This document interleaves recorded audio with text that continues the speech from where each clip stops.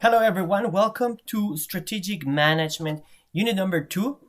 In Unit number 2, we're going to be talking about the analysis of the external environment. So, how do companies start? So, they first need to understand whether there's a need in the market, how the market behaves, what's in for them, and what are the risks for them. So, let's go through it.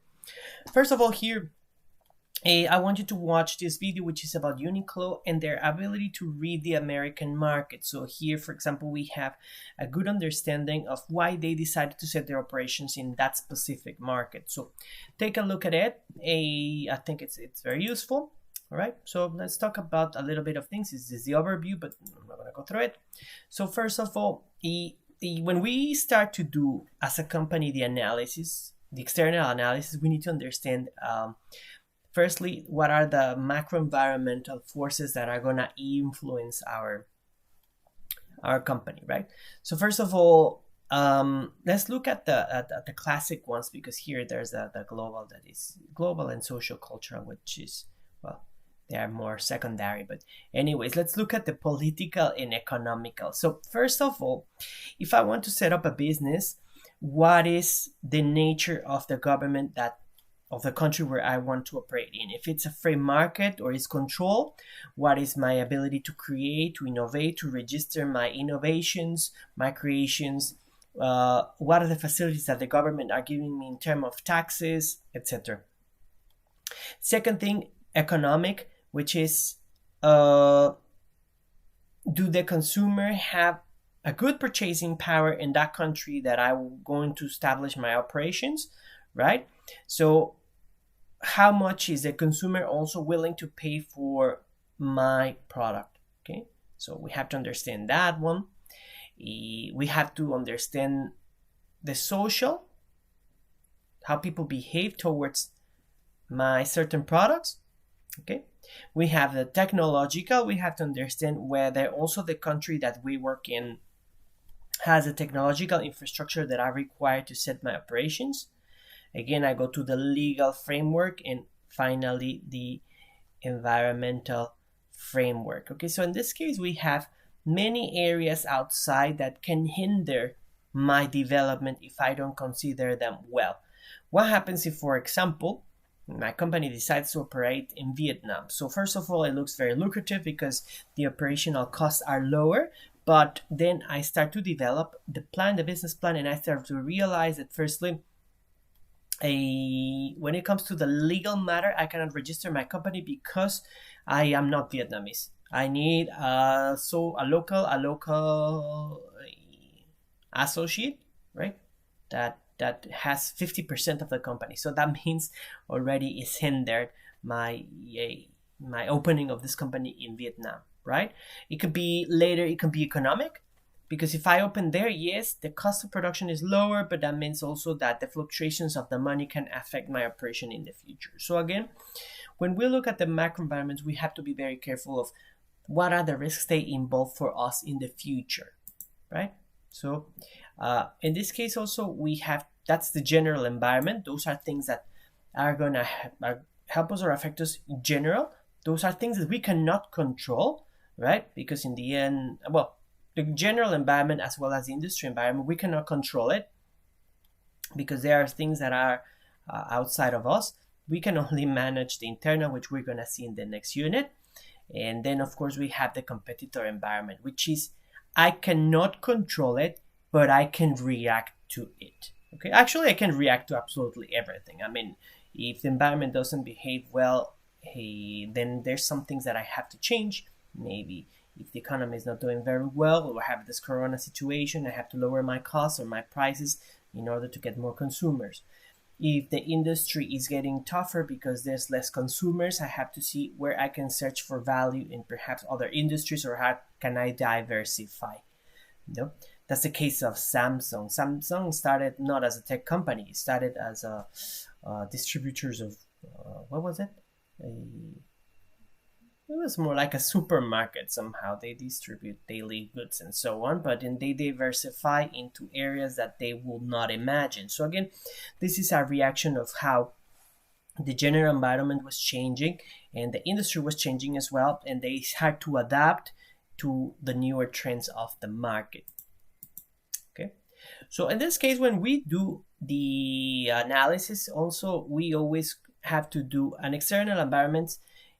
We always talk about the SWOT analysis. In the SWOT analysis, we talk about strengths, weakness, opportunities, and threats. Strengths and weaknesses are things related to us internally, but the opportunity and the threat, those are things that we're going to talk about in terms of, in a certain market, there's an opportunity and there's a threat.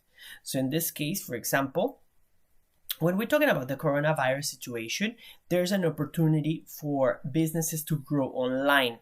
However, there's also a threat as well, that once the thing is over, whether we can continue to do business in the same way. So there's always, we have to understand the analysis of the environment, what can happen, etc. I want to set up, for example, operations or sell my product in a new market. What are the opportunities and what are the threats? Here, let's look, for example, at the case of Peloton. Peloton, this the cycling stay, how you call it? Well, those bicycles for indoor cycling, right?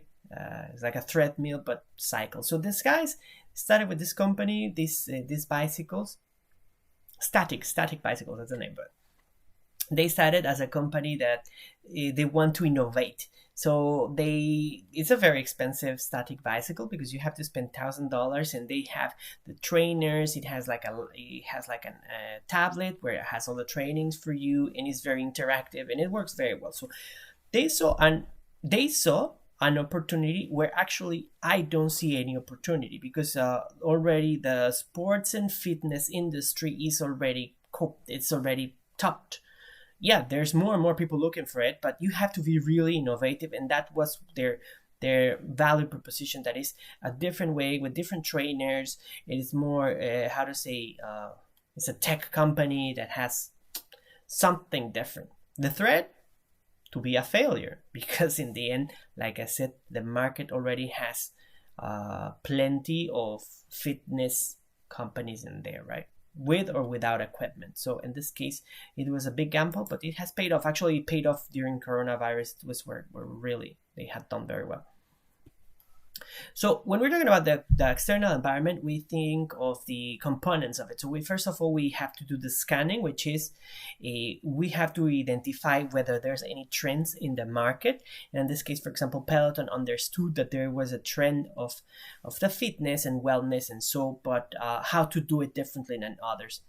Then we have the monitoring, which is we have to see if there's any changes and trends as well, and constantly check them and stay updated and be flexible. As a tech company, Peloton needs to keep up with the trends and see how they can change. Not because I landed a good product, I can just survive forever.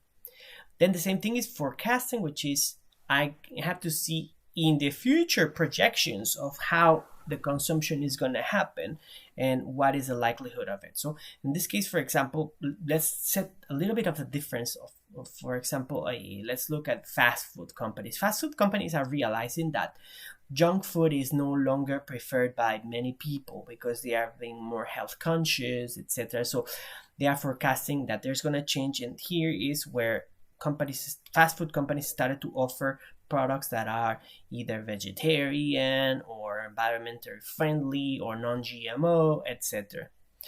And then, of course, we have finally the assessment, which is assessing how those changes or how those trends impact our operation. We have to think of that. Okay, so again, we have different segments in the general environment. I already spoke about that in terms of we call it the PESL, right? Which is the political, environmental, social, technical, legal, and environmental. How they change, this is where it poses a threat to us or an opportunity, okay? In this case, for example, if, let's say, here I'm going to give you the case of Myanmar. There was a political change in terms of being more, it transformed to be a democracy. So that means a free market open. So there's an opportunity. So in this case, maybe for those companies that used to operate under the government, there's going to be a massive change. For them, keeping up with that change is difficult. Why? Because you were used to sell any rubbish and everybody was going to buy it because there were no options. But nowadays, if the market opens, that means there's competition, and then of course everything changes. So again, in this case, it can be an opportunity if you're a new not a new company, a company that wants to set operations in Myanmar, and it's a threat if you're a company that was already operating there. So in this case now, externally we also have to do again the industry analysis, how the industry works, right? In this case, let's take a look at Netflix. In this case, let's do the Porter's 5 Forces. This calls Porter's 5 Forces. This guy Porter discovered that companies had to do also an external analysis of the industry in order to understand how it's going to change and how is it going to affect them. So here, for example, let's look at Netflix. So let's talk about, for example,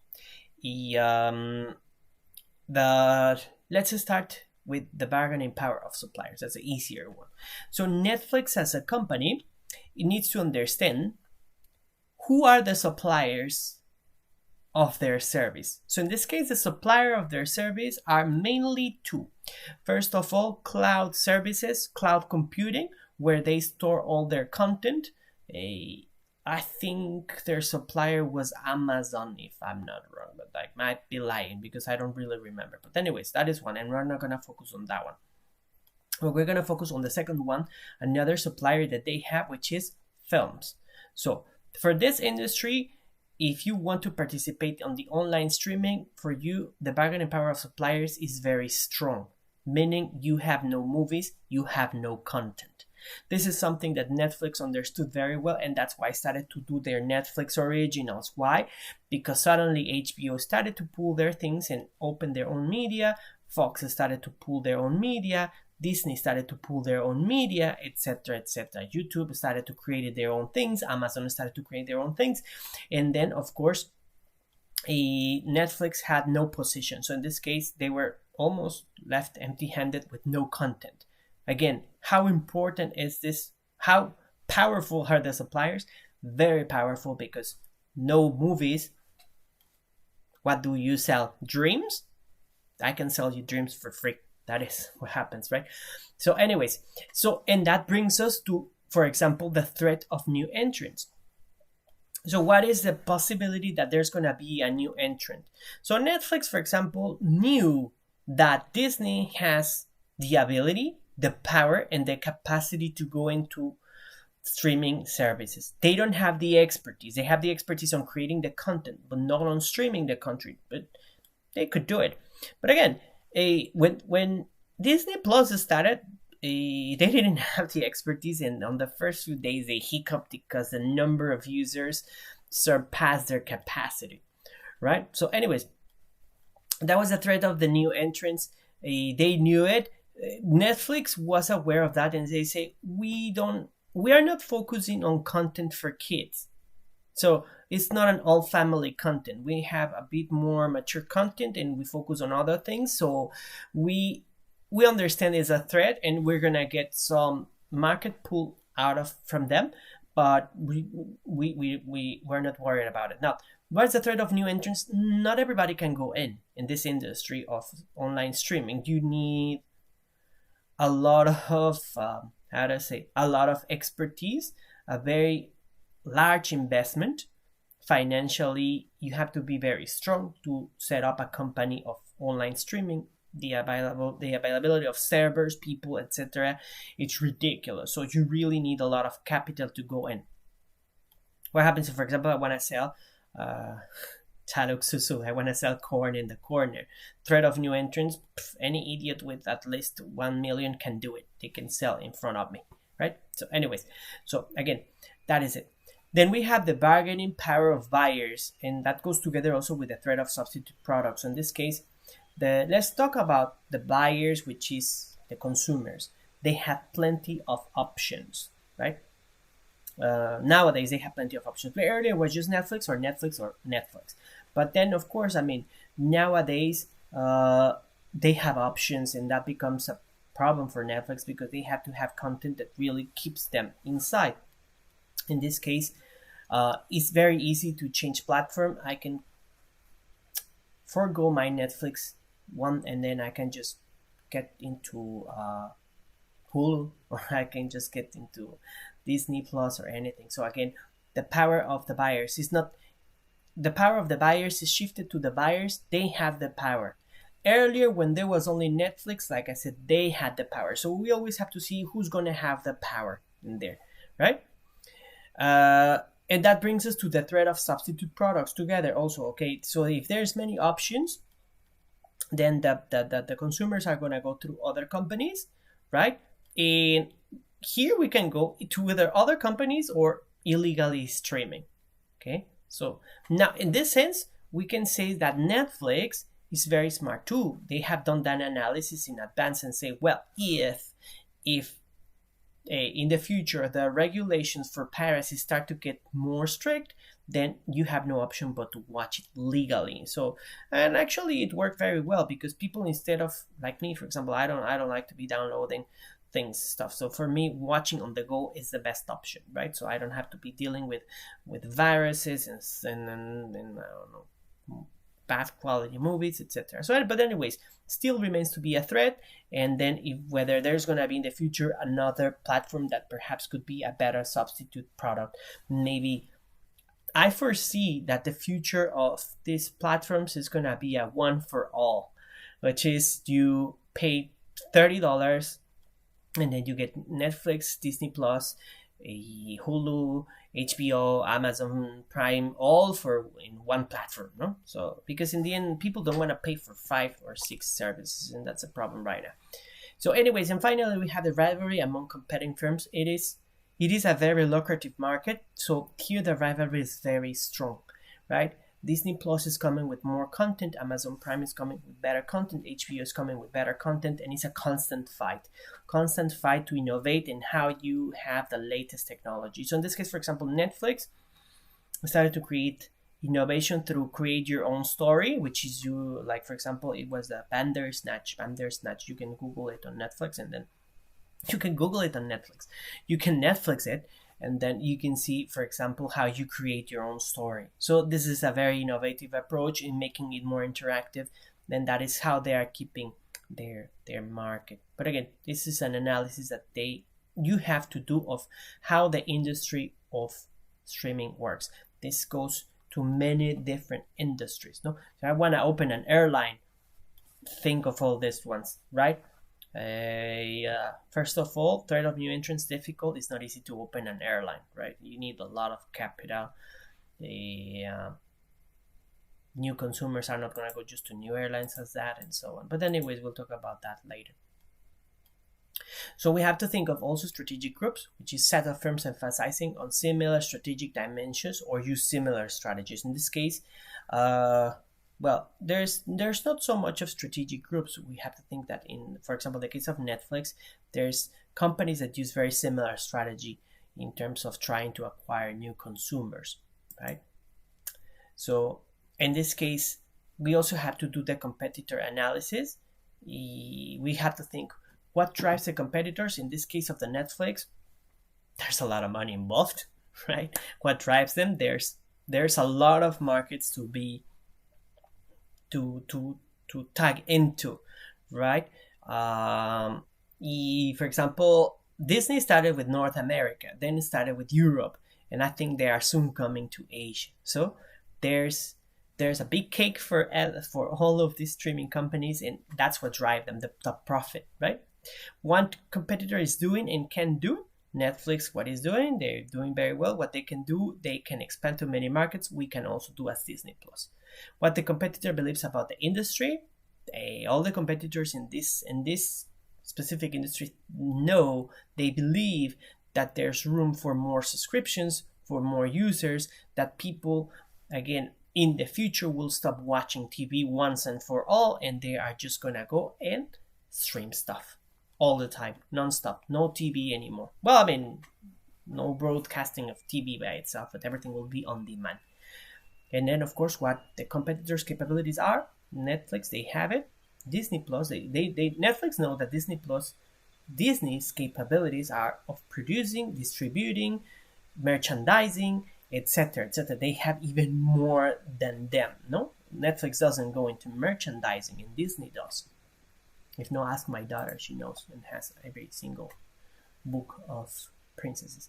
So, anyways, when we think of this one, is we have to think of what we want to achieve in the future, what are we currently doing, what can happen, and how can we react, and what is going to be our response. So, again, when Netflix knew in advance that there was a probability that Disney was coming in with this kind of platform, they started to develop their own content because they knew that they had to respond to all the movies that they were going to be pulled out of their platform, right? Here you can see, for example, an eternal fight of Coca-Cola versus Pepsi. You can watch that video. I think is very good to illustrate my points.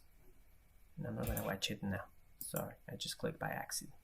So in this case, we have, when we are talking about competition, we do competitor intelligence, which is collect information about the other company, what they're doing, what their strategy. But be careful, we have to be ethical, meaning collecting information available. Not, I cannot go and say, okay, you go and work for Pepsi, collect information, and then you give it to me, right? That's not legal, it's not possible, it's not ethical. So in this case, a competitor intelligence is mostly understanding what they are doing and try to anticipate and try to react before them. No, what are they gonna do? Here we have many cases of, for example, many of the Nike and Adidas and Under Armour. They understand what the other company is gonna do, so they try, for example, to sign sportsmen in advance because it's for them is the placing of the product is very important for them. So they're always trying to approach these sportsmen in advance as most likely as they can. Let's say, for example, Adidas had the biggest mistake by letting Michael Jordan go. No, so in the beginning, actually, Jordan was interested into signing with Adidas, but Nike happened. Nike was just a startup at that time, so in this case, it was a gamble, and they gambled well, and in the end, it translated into $1 million. So, anyways, so again, we have to look into what other companies are doing and react and set the benchmark. That's important. You have to set the benchmark rather than follow what others are setting the benchmark in. Very good. So that's it for today. We're gonna continue talking next week. Thank you for watching, and if you have any questions, please ask me anytime. Thank you so much. Stay safe.